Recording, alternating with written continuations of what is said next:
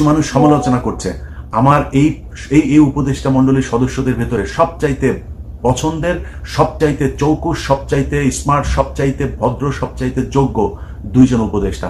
একজন হচ্ছে এই আসিফ, আরেকজন হচ্ছে নাহিদ। ডক্টর মোহাম্মদ ইউনুসের চাইতে এই দুইজন মানুষ সবচাইতে যোগ্য। কেন জানেন? ডক্টর মোহাম্মদ ইউনুস সারা পৃথিবী ব্যাপী, আমার আজকে বলতে গর্ব হয় যে ডক্টর মোহাম্মদ ইউনুস আমার দেশের সরকার প্রধান। এটা কাউকে বলে পরিচয় দেওয়ানোর দরকার। ডক্টর মোহাম্মদ ইউনুস বললেই সবাই চিনে। তার চাইতে এটা যোগ্য। কারণ কি জানেন? এই মানুষগুলো এই ডক্টর মোহাম্মদ ইউনুসকে বাংলাদেশে এনেছে।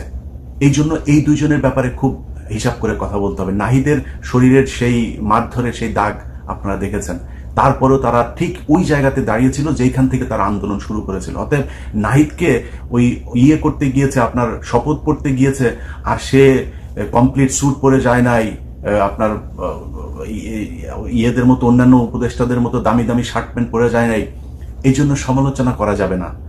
কারণ এই জামা কাপড়, এই একই শার্ট প্রতিদিন পরবে, খুব গরিব হিসাবে সে দেশ চালাবে, এটাই হচ্ছে আমরা চাই।